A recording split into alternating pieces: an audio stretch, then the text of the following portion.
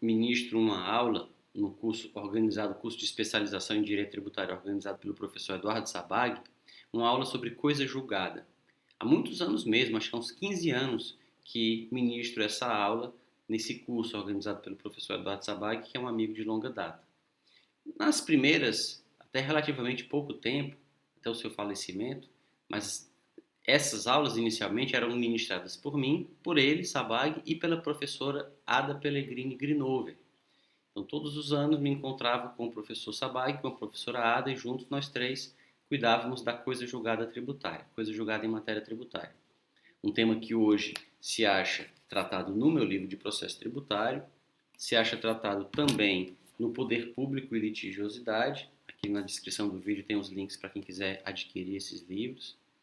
Mas eu aproveito agora o ensejo para colocar aqui no YouTube, disponibilizar aqui no YouTube, no Inteiro Teor, dividido em partes, porque são vídeos longos, uma dessas aulas que ministrei com o professor Sabag e com a professora Ada. Se é possível ver até pela fisionomia, pela cor dos cabelos, que já não começavam a ficar brancos, que o vídeo foi feito há bastante tempo. Espero que aproveitem. E reitero que é um vídeo antigo, ele tem um efeito também histórico, porque foi ainda feito sob a vigência do Código de Processo Civil anterior, mas muito do que se diz nele continua aplicável até hoje. É um tema controverso que o Supremo começou já a se debruçar sobre ele, os temas 881 e 885 da sua jurisprudência de repercussão geral, mas não foi resolvido ainda. Então, espero que aproveitem. Até um próximo vídeo.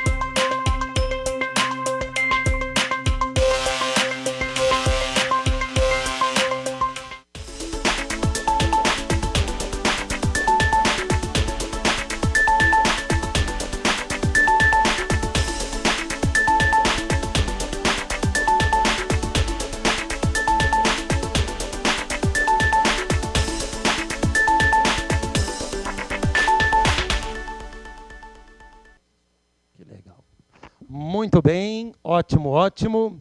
Pode aumentar um pouquinho o som? Aumentando o som, agora sim.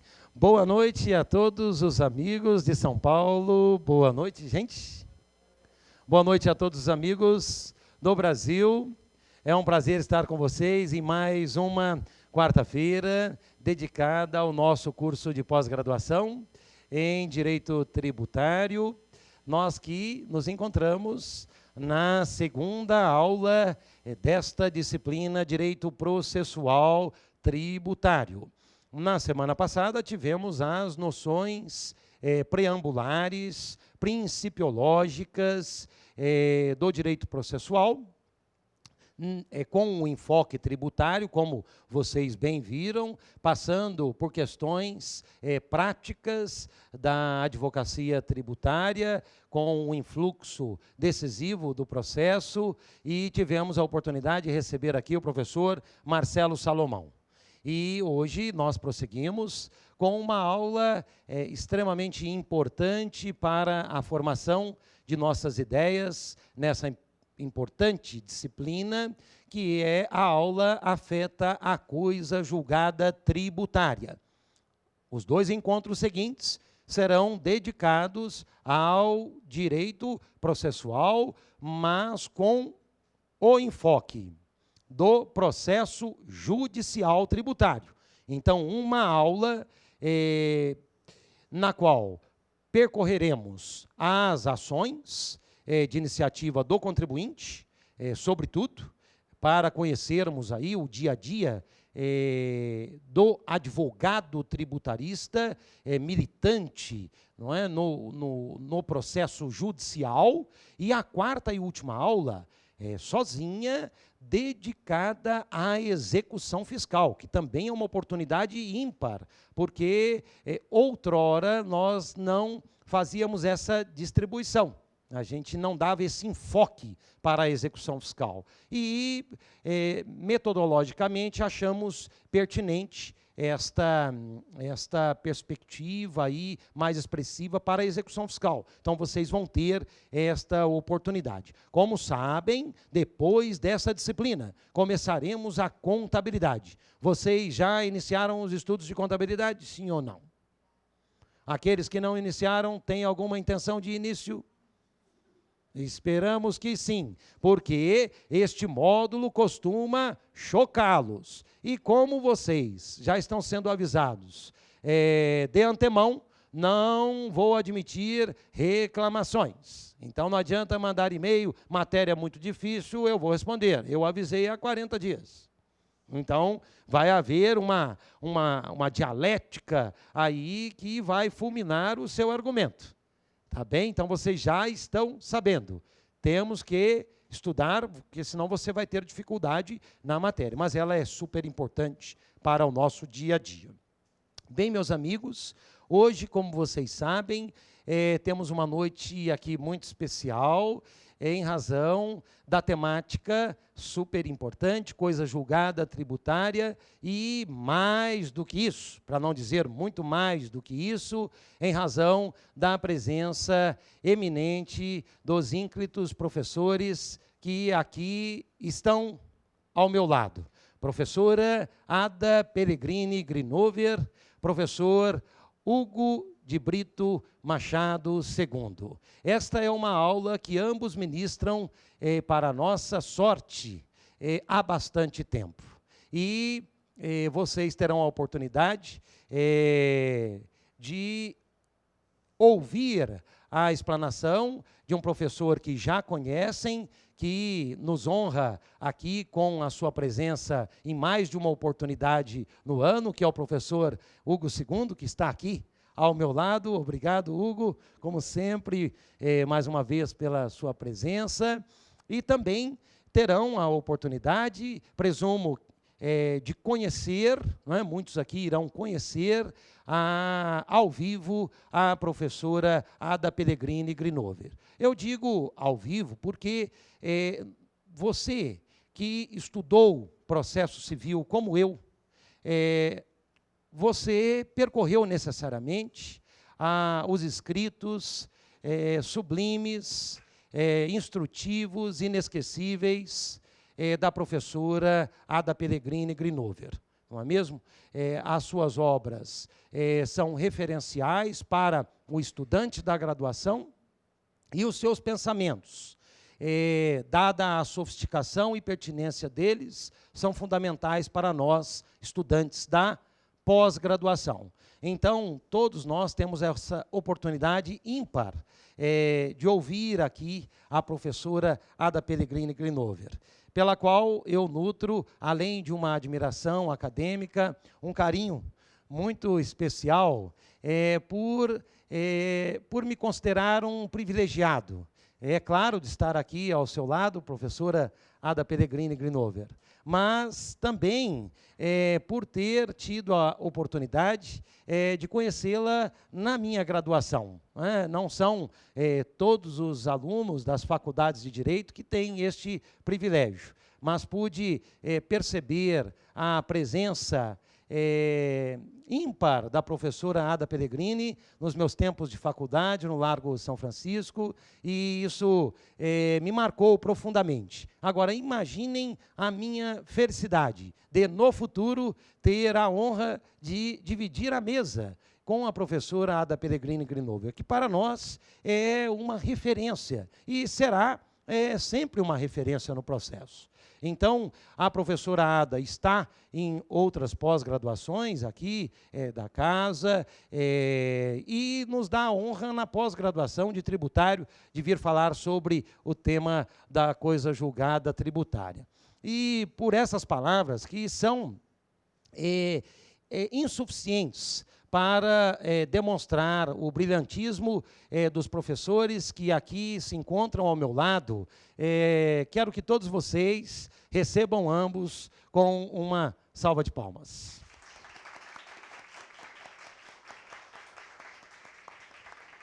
Muito obrigado. Vou fazer a apresentação dos professores. A professora Ada Pellegrini começará com sua exposição. Ela ficará conosco um período da aula, no qual trará os seus ensinamentos e, logo depois, seguiremos eu e o professor Hugo II até o nosso horário de praxe. Vamos à apresentação. Professor Hugo de Brito Machado II, mestre em Direito pela Universidade Federal do Ceará, na área de concentração, Ordem Jurídica Constitucional. Doutor em Direito Constitucional pela Universidade de Fortaleza, professor da Faculdade de Direito da Universidade Federal do Ceará, professor também do programa de pós-graduação, no qual exerce a sua coordenação da Faculdade de Direito da Universidade Federal do Ceará, palestrante aí em inúmeros eventos do direito tributário por todo o Brasil, e também advogado militante no escritório de advocacia localizado na cidade onde reside, em Fortaleza. Mais uma vez, professor Hugo II, muito obrigado pela sua presença. Seja bem-vindo à nossa casa. Professora Ada Pellegrini Grinover, graduada em Ciências Jurídicas e Ciências Sociais pela Universidade de São Paulo, com o doutoramento feito naquela instituição e com um título muito importante, que é o doutoramento, ela é doutora honoris causa pela Universidade de Milão. Uma professora que recebeu aí várias homenagens, uma delas a homenagem ofertada pela Universidade de São Paulo, por ter defendido a primeira tese oficial de doutorado na Faculdade de Direito, e agora a professora me revelava, acabou de chegar da Rússia, e pode, se possível, também falar um pouquinho dessa viagem diferente, entre inúmeras que a professora já fez, e lá em Moscou foi realizado um congresso internacional de processos, e a professora acabou de chegar de lá, ainda bem que deu tempo de estar aqui na nossa aula. Professora Ada Pellegrini Grinover, eu lhe passo a palavra e, mais uma vez, muito obrigado por estar aqui conosco. Muito obrigada, professor Eduardo Sabag, por essa apresentação, como sempre, tão carinhosa. Nós somos mais do que colegas, amigos há muitos anos. Eu tenho acompanhado desde os tempos da graduação o seu brilhante percurso acadêmico. Obrigado. E tenho muito apreço por esse curso de Direito Tributário que o professor dá para a LFG e que me reserva sempre um pequeno espaço para falar aos senhores sobre um tema que é extremamente importante para o processo civil em geral e que suscita ainda algumas dúvidas em relação ao processo tributário. Eu quero exatamente dizer que o sentido dessa minha intervenção é o de verificar se todos os princípios da coisa julgada que conhecemos pelo processo civil se aplicam ao processo tributário ou se, efetivamente, há alguma particularidade que poderia distinguir a coisa julgada do processo comum da coisa julgada do processo tributário. Eu não vou chegar imediatamente à minha conclusão. Quero que os senhores pensem comigo, reflitam comigo na linha das ponderações que eu vou fazer aqui. Quando se fala em coisa julgada em geral, de acordo com a teoria de Liebman, que é a vitoriosa no Brasil e que, embora com alguns defeitos, foi acolhida pelo Código de Processo Civil vigente, nós estamos falando de uma qualidade da sentença. Qual é essa qualidade? Exatamente a sua imutabilidade. Ou seja, uma sentença de mérito, uma decisão definitiva, depois de posta ao abrigo dos recursos possíveis, que sejam ou não exercidos, ela transita em julgado, ou seja, ela se torna imutável, seja por um comando da própria Constituição, que a prevê, seja pela disciplina que lhe dá o Código de Processo Civil, em nome da segurança jurídica, porque há um determinado momento processual em que é preciso colocar um basta aos possíveis recursos para que a decisão final se torne definitiva e imutável. Isso se aplica, sem dúvida alguma, a todos os processos. Apenas nós temos que realçar que no processo administrativo, que os senhores estudaram na aula passada, não é adequado falar-se em coisa julgada administrativa. Na verdade, se trata de uma preclusão, de uma imunização da sentença, da decisão, proferida no processo administrativo, que de algum modo se assemelha à coisa julgada, mas que não é propriamente coisa julgada, porque a coisa julgada está restrita à sentença judicial. Mesmo quando há um acordo, mesmo quando há uma transação no processo, nós temos uma preclusão, pelo que os termos desse acordo não podem ser modificados, e aí se pode até falar em coisa julgada. Mas o processo administrativo leva a uma preclusão que não permite mais a rediscussão das questões suscitadas do processo administrativo, mas é impróprio falar-se em coisa julgada administrativa. Muito bem.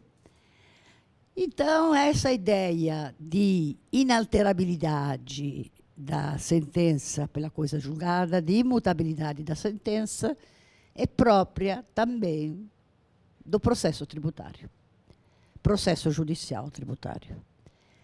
Agora, duas questões surgem que são extremamente importantes em relação à análise em geral da coisa julgada. Os seus limites subjetivos e os seus limites objetivos. Os limites subjetivos significam responder à pergunta: quem é que é alcançado pela imutabilidade da sentença, pela coisa julgada?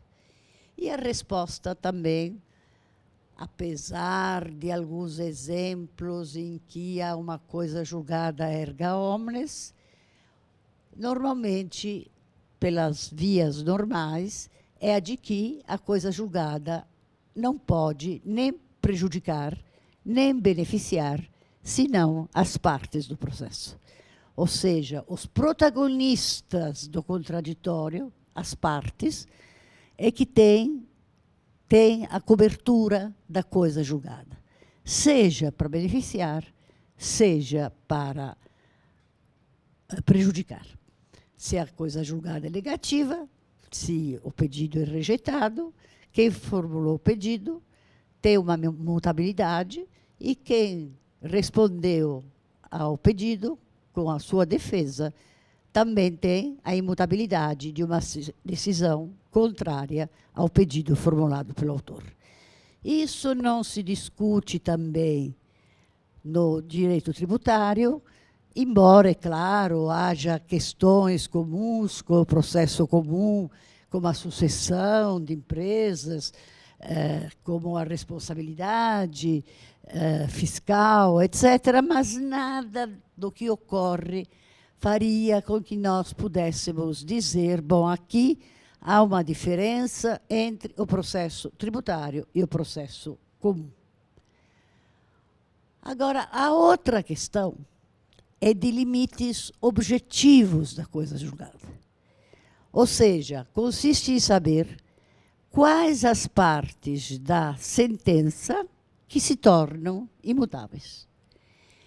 E aqui também, tradicionalmente, nós acompanhamos a lição de Lieberman, segundo a qual só o dispositivo da sentença, só a parte final da sentença é que faz coisa julgada. Os motivos, as questões prévias, não fazem coisa julgada. É nesse ponto dos limites objetivos da coisa julgada, ou seja, saber quais partes da sentença ficam cobertas pela imutabilidade, que alguns entendem que a coisa julgada tributária teria alguma diferença em relação à coisa julgada, que eu chamaria do processo comum. Isso por quê? Existe uma súmula, a súmula 239 do Supremo Tribunal Federal, que tem a seguinte redação. Pode colocar na tela, por favor? Decisão que declara indevida a cobrança do imposto em determinado exercício não faz coisa julgada em relação aos posteriores. Então, nós teríamos aqui, segundo alguns, numa posição que, aliás, já está superada, uma exceção ao princípio dos limites objetivos da coisa julgada. Ou seja, não haveria coisa julgada no processo tributário quando a decisão declara indevida a cobrança do imposto em determinado exercício. Não havendo imutabilidade, diz a súmula, em relação aos exercícios posteriores.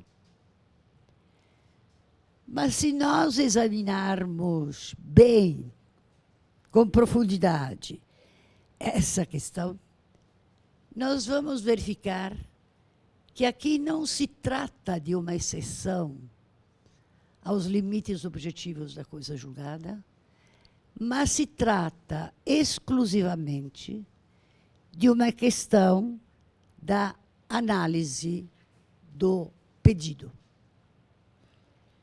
Ou seja, uma questão que hoje, pela linguagem mais moderna do direito processual, diz respeito ao objeto litigioso. Qual é o objeto do processo? Objeto litigioso, ou seja, a parte da pretensão levada perante o juiz. É exatamente o pedido. Ou seja, na doutrina mais moderna, internacional e nacional,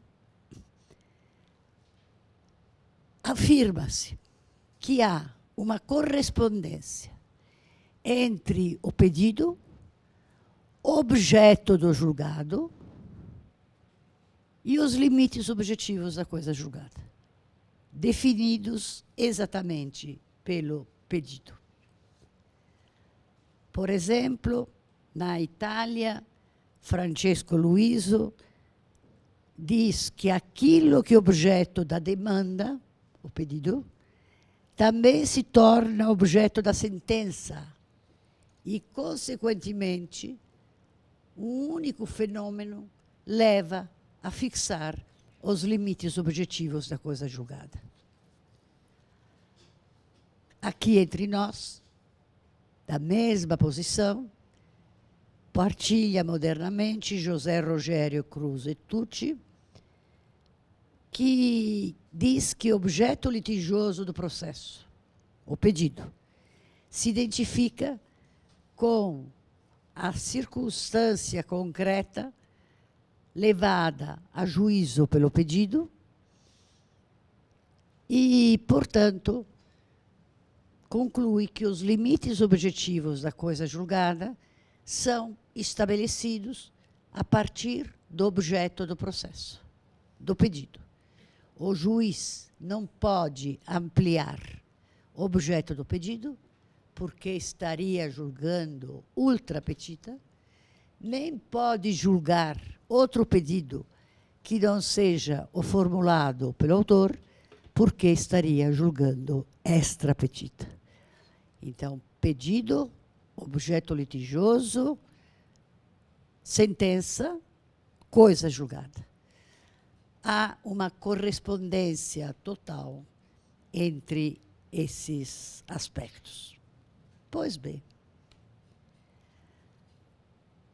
uma outra questão, depois de esclarecido esse ponto, é sabermos quais são os limites temporais da coisa julgada. Ou seja, essa imutabilidade da sentença, como se comporta no tempo? Quanto tempo dura? Existem limites ou não existem limites para essa imutabilidade da sentença? A decisão, a sentença, que verteu sobre o pedido, como que fotografa a situação jurídica que existe naquele momento. Mas podem ocorrer fatos jurídicos ou não, novos, depois da coisa julgada. Então, essa coisa julgada, como se comporta no tempo perante fatos novos, jurídicos ou não? Os autores apresentam 3 possibilidades. Uma lei nova que venha incidir sobre a situação jurídica decidida pela sentença que se tornou imutável. Uma declaração de inconstitucionalidade de uma lei que foi considerada constitucional pela sentença, ou vice-versa. Uma